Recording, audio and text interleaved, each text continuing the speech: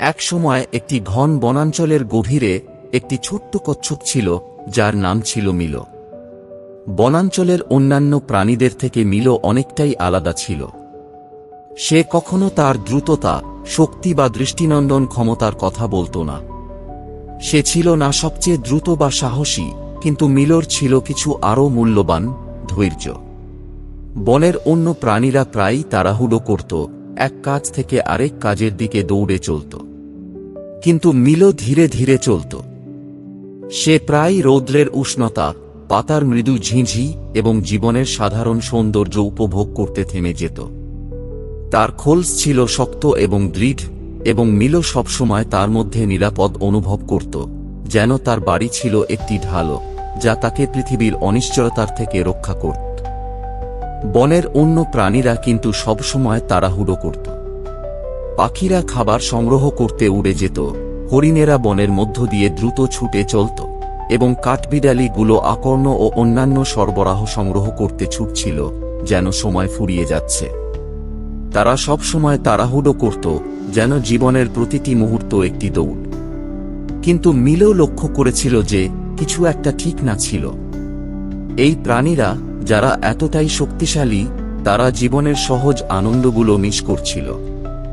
তারা তাদের পরিবেশ উপভোগ করার সময় পেত না বা তাদের পথের দিকে নজর দিত না। তারা শুধুমাত্র পরবর্তী লক্ষ্যটি পূরণের দিকে মনোনিবেশ করেছিল, এক স্থান থেকে আরেক স্থানে ছুটে চলত। একটি সন্ধ্যায়, যখন সূর্য আকাশের নিচে ডুবছিল, অন্ধকার মেঘ আকাশে জমে উঠেছিল। একটি বড় ঝড় আসছিল, এবং বন চুপচাপ হয়ে গিয়েছিল। হাওয়া শুরু হলো আওয়াজ করতে, এবং বাতাসে উত্তেজনার ঘনত্ব বাড়ছিল। প্রাণীরা, যারা সাধারণত এক প্রকার দৌড়ঝাঁপের মধ্যে থাকত, হঠাৎই আতঙ্কিত হয়ে উঠল। পাখিরা গাছ থেকে গাছে দৌড়ে বেড়াচ্ছিল, আশ্রয় খুঁজে বেড়াচ্ছিল। কাঠবিড়ালিরা গাছের গহ্বরে ঢুকে যাচ্ছিল, তাদের হৃদয় উদ্বেগে কাঁপছিল। এমনকি দ্রুতগামী হরিণও বনের মধ্যে দ্রুত ছুটে চলছিল, সবচেয়ে নিরাপদ স্থান খুঁজতে। কিন্তু মিলো, যেমন সে সবসময় করে, শান্ত ছিল। সে ধীরে ধীরে, পরিকল্পিতভাবে বনের কেন্দ্রে যাওয়ার দিকে পদক্ষেপ নিল। সে জানত যে তাড়াহুড়ো করলে শুধুই বিশৃঙ্খলা সৃষ্টি হয়, এবং সে সবসময় আগে থেকেই পরিকল্পনা করে প্রশান্তি পেত। মিলো এক ছোট্ট গুহার দিকে রওনা হল, যা একটি বড় ওক গাছের তলে ছিল, এবং এটি সে অনেক বছর আগে খুঁজে পেয়েছিল। এটি বায়ুর থেকে সুরক্ষিত ছিল, এবং সে সবসময় ভেবেছিল যে ঝড়ের সময় অপেক্ষা করার জন্য এটি সেরা স্থান হবে। ঝড় বাইরে প্রবলভাবে আছড়ে পড়ছিল, এবং প্রাণীরা আতঙ্কে ছুটাছুটি করছিল। পাখির বাসা ভেঙে গিয়েছিল তীব্র বাতাসে, কাঠবিড়ালির আশ্রয়স্থলগুলি জলমগ্ন হয়ে গিয়েছিল, এবং হরিণরা, যারা সব দিকেই দৌড়েছিল, এখন অন্ধকার ও বিভ্রান্ত বনের গোলক ধাঁধায় হারিয়ে গিয়েছিল। তার গুহার ভিতরে মিলো কোনোভাবেই ব্যস্ত ছিল না। সে একটি সিদ্ধান্ত নিয়েছিল, এবং তা ছিল শান্ত ও হিসেব করা সিদ্ধান্ত।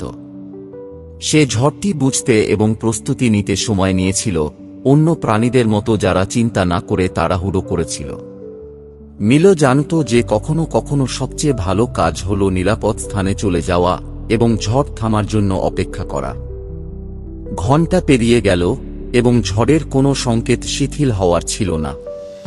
কিন্তু অবশেষে ঝড় থেমে গেল। আকাশ পরিষ্কার হতে শুরু করল, এবং বাতাস ধীরে ধীরে কমে আসল। যখন মিলো তার গুহা থেকে বেরিয়ে এলো, সে দেখল ঝড়ের ফলে কি ক্ষতি হয়েছে।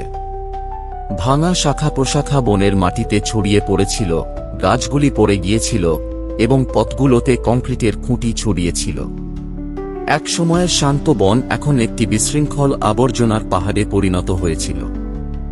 এক এক করে অন্যান্য প্রাণীরা তাদের লুকানো স্থান থেকে বেরিয়ে আসল। পাখিরা তাদের ভাঙা বাসা দেখল, কাঠবিড়ালিরা তাদের খাবারের মজুদ হারানোর জন্য শোকার্ত ছিল, এবং হরিণরা, ক্লান্ত এবং বিভ্রান্ত, অকারণে বনের ধ্বংসাবশেষের মধ্যে ঘুরছিল। তারা ঝড়টি ভয়ে এবং আতঙ্কে সহ্য করেছিল, শুধু বিভ্রান্তি এবং ক্ষতির সঙ্গে বেরিয়ে এসেছে। কিন্তু মিলো সহজেই বনের মধ্যে চলতে থাকল। তার খোলস তাকে নিরাপদ রেখেছিল, এবং সে শান্তিপূর্ণভাবে ক্ষতিটি মূল্যায়ন করতে পারল। সে লক্ষ্য করল যে পাখিরা তাদের বাসা পুনর্নির্মাণ করতে সংগ্রাম করছে এবং সে তাদের সাহায্য করতে শক্ত শাখা প্রশাখা সরবরাহ করল, যা সে তার যাত্রায় সংগ্রহ করেছিল। সে কাঠবিড়ালিদের খুঁজে পেল এবং তাদের সাহায্য করতে গাছ থেকে বেঁচে থাকা আখরোট সংগ্রহ করতে সাহায্য করল। মিলো আরও হরিণদের ফ্যামেওয়ার পথগুলোতে ফিরিয়ে নিয়ে গেল, তাদের জন্য বনের জটিল অশান্ত পরিবেশে পথ খুঁজে বের করতে সাহায্য করল। যেমন দিনগুলো চলে গেল, মিলোর বুদ্ধি সবাই দেখতে পেল।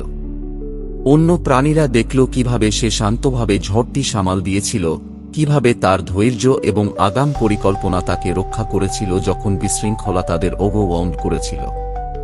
তারা বুঝতে শুরু করল যে মিলোর ধীর, স্টেডি জীবনযাত্রায় কিছু মূল্যবান আছে। তারা যেভাবে চিন্তা না করে জীবনকে তাড়াহুড়ো করে চলছিল, মিলো ঠিক উল্টোভাবে সময় নিয়েছিল, আগাম পরিকল্পনা করেছিল এবং নিরাপত্তা খুঁজে পেয়েছিল। ধীরে ধীরে প্রাণীরা পরিবর্তিত হতে শুরু করল। পাখিরা আরও শক্তিশালী বাসা তৈরি করল, কাঠবিড়ালিরা আগেভাগে খাবার সংগ্রহ করতে শুরু করল এবং হরিণেরা তাদের পথ বেছে নিতে সময় নিতে শিখল। তারা ধৈর্য, আগাম পরিকল্পনা এবং স্টেডি পরিকল্পনার গুরুত্ব বুঝে গিয়েছিল। তারা মিলোর কাছে এসে তার সাহায্যের জন্য কৃতজ্ঞ হয়ে তার বুদ্ধি শেয়ার করার জন্য অনুরোধ করল। একটি নরম হাসি সহ মিলো বলল, প্রত্যেকের জীবনেই একটি ঝড় আসবে।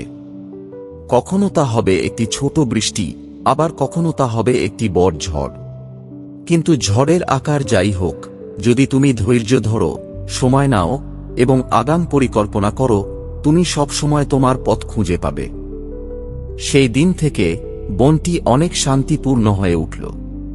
প্রাণীরা আর অস্থিরভাবে জীবন চলছিল না। তারা সময় নিত, ভবিষ্যতের জন্য পরিকল্পনা করত এবং ধৈর্য ও বুদ্ধি দিয়ে চ্যালেঞ্জগুলোর মোকাবিলা করত।